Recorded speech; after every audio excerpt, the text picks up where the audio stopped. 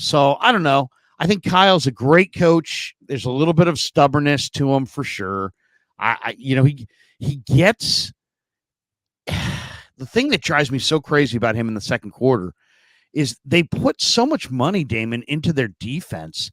They obviously have so many of their resources tied up in their defense, but then they treat their defense like it's a major liability and not a strength.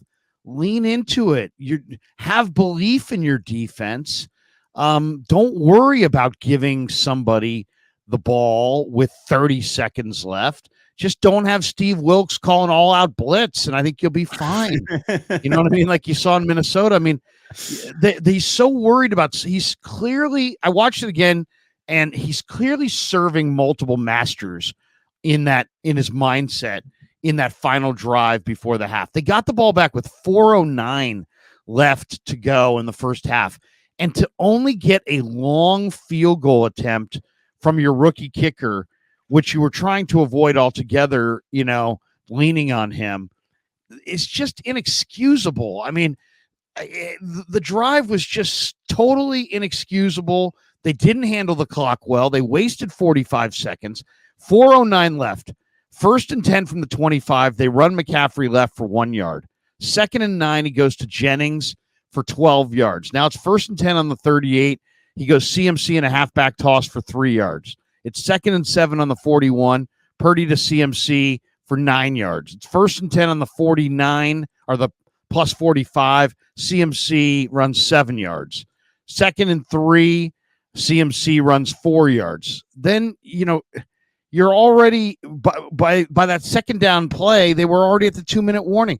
They ran 1, 2, 3 plays in 2 minutes. You got to be able to speed it up a little bit in that situation and not be so worried about. I mean, they settled for a 48-yard Jake Moody field goal, and yet Niner fans, and I get it. You like Kyle Shanahan. I like Kyle Shanahan. I'm a big backer of Kyle Shanahan. Just because, it's like you love your kid doesn't mean your kid does everything right. You love your wife doesn't mean she does everything right. You love your head coach. You think he's great. Fine. Doesn't mean he did everything right. It wasn't right that they got the ball with 4:09 left and they settled for a 48-yard Jake Moody field goal, with no time. I mean, it's like they botched that. They wasted time. They blew their timeouts. You got to either hurry it up and get down there or give Jake a chip shot field goal. I mean, you had to score at least 3. And 49er Brian's like, Krug, come on, we won. I'm just saying this is a problem that supersedes this game.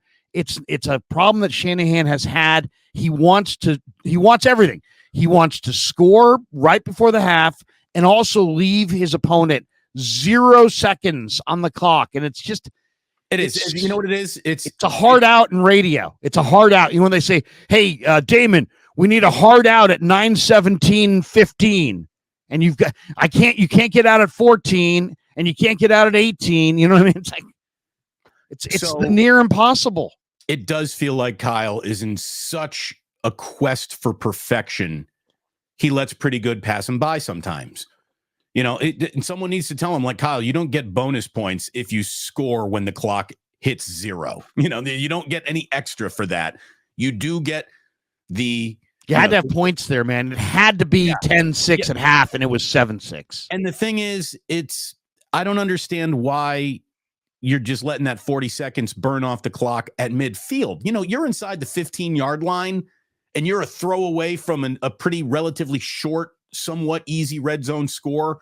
You can start playing with the milliseconds, but you shouldn't start playing with the milliseconds when you're out at the 45, 48-yard line and you're just thinking, oh, yeah, we're going to cover half the field with 3 timeouts, no problem at all, with only 12 seconds left on the clock. Like, you don't have enough time to run the plays that you want to run, and that's what bothered me the most about it. Kyle is literally doing more to shrink his own options and his own playbook in the quest of not letting the best defense in football pretty much all year long have to defend a full football field for 9 seconds. Exactly. 18 seconds at the worst. So You had to have points there. I think he gets he's running the game, running the clock. He's the offensive coordinator. He's got a lot going on there. And I just think that, I mean, I don't want to insult anybody, but I just think that he may need a little bit of help from some other entity that says, okay, let's do it this way. And I don't know what the answer is. It's not time at all to talk about off-season moves. You're in the NFC title game. The playoffs, all that matter. We're not talking about the offseason, but there are two hires that I would like to see Kyle make this offseason. Hire whoever it takes to improve this special teams, which has been a blind spot in the Niners' entire run under Kyle Shanahan. Special teams can improve, full stop. They've got a good special teams coach right now. Right, but they don't play well on special teams. Special teams is constantly a just don't screw it up. It's not seen as any opportunity to improve the game. Like Wishnowski does a hell of a job. They used a 3rd-round pick on a kicker, a 4th-round pick on a punter, signed George Odom to big money. They're doing the kinds of things that you would typically say you ought to do, but I hear you. They've got, I mean, they had a major advantage on special teams on paper over Green Bay, who was like 32nd DVOA on special teams. But the Keyshawn Nixon thing was just, oh my God. That was a gut punch too. And Larry, the other thing is like you're saying, the team needs a clock coach, a guy who's not even looking at the football game, just looking at the clock, considering timeouts left, and is a beautiful mind in terms of knowing exactly when to stop clocks and call timeouts. And how about a hurry up game management? Does this team have a hurry up? Yeah, I mean, you would think that you would think they would have a hurry up. I asked Kyle 6 weeks ago. I said, Kyle, do you ever play around with the idea of tempo and maybe trying to speed it up? I mean, the Niners have the hardest eligibles to cover. You got a quarterback that's really, really smart and processes fast. You are you're your own offensive coordinator, so there's no like debate on the headsets. You can get plays called in on time. And he's like, yeah, we did that a lot when I first got here.